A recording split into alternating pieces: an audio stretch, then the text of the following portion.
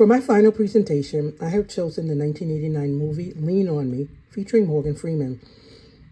The injustice faced by both he, the principal, and the students was that of educational and institutional racism. The system was designed to fail inner city youth and provide bodies for the school to prison pipeline. Principal Joe Clark is the main protagonist, experiencing what I see as social injustice, as the system has indoctrinated him to not believe in these students. The system robbed him of his humanity. As the movie develops, you can see Principal Joe Clark begins to take a personal interest in not just the school lives, but also the personal lives of the students. He slowly transforms to truly care on a deep level and ultimately wins their trust. They in turn begin to excel to justify his trust in them. There are several scenes of him doing things like jumping rope with the female students and many other endearing moments. Mr. Clark was extremely isolated in this setting. His peers didn't believe as he would eventually, and actually had disdain for their students. They continually tried to sabotage his efforts, so he not only had to deal with being weary of drug dealers and gangbangers, but the teachers as well. At some point, after he had chained the doors to the school so the gangs couldn't enter, he was arrested and charged with contempt for violating a court order concerning fire safety rules. One of the teachers had actually turned him in. The charges were dropped, but the saga built upon an already existing animosity between he and the teachers. It was an exacerbated and lonely existence. When he first entered the school, it was with preconceived notions and an attitude primed for failure. He made assumptions before meeting the students, but his reputation was riding on being able to lift their regional test scores. Principal Clark took an extremely activist role in addressing the institutional injustices that the students faced on a continual basis. He was in the position to make these structural changes, as well as personal changes in the setting, and he used the privilege he had to protect his students, as well as to help them believe in themselves. He refused to let them doubt themselves or to believe that they couldn't do better or be better. In turn, their resilience and fortitude in the face of overwhelming adversity and structural racism in society and the educational system allowed him to be vulnerable in front of them and to see a side of himself that he couldn't have been sure even existed. Since the movie was based on the principal being hired to help raise the test scores of an inner city school in Paterson, New Jersey, the school setting was the focus of the injustice. Both the principal and the students were victims of institutional educational racism, and no one was expected to succeed in school or life. The school continued to use education as a tool to reinforce dominance instead of as a tool to achieve freedom. Therefore, the teachers were a major stumbling block to his efforts, as they were reluctant to relinquish the status quo.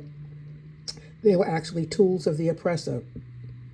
With no previous efforts having been made to raise these test scores, their subpar test scores were in turn used as an excuse to deny them dignity, autonomy, and respect. With no one challenging this repeated cycle, the school was in danger of being placed into receivership by the state of New Jersey. Principal Clark carried a baseball bat with him at all times, as well as his bullhorn. He repeatedly said that the bat was not to inflict harm on any student, but rather was a metaphor for life.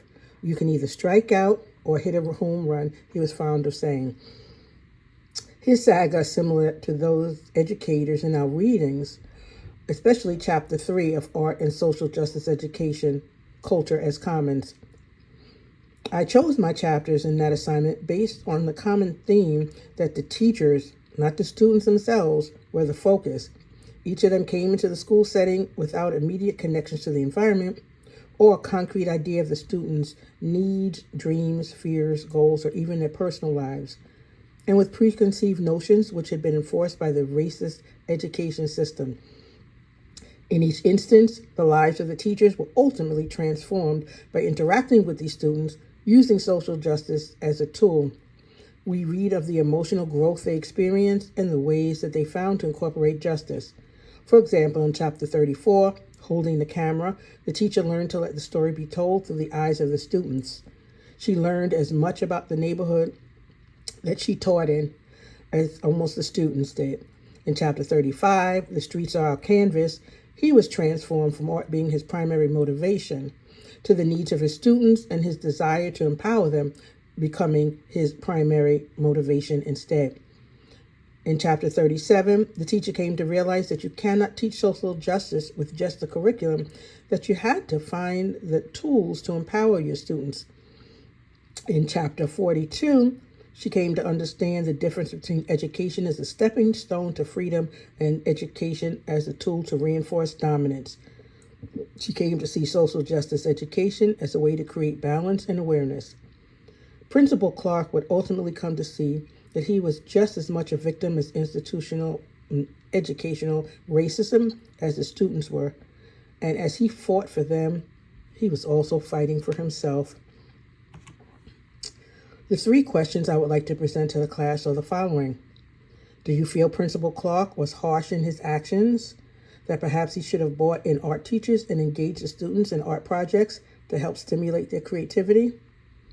In our course readings where art teachers practice social justice art, even though the students found autonomy and empowerment, are there examples where their regional test scores and ultimately their grades improved as a result?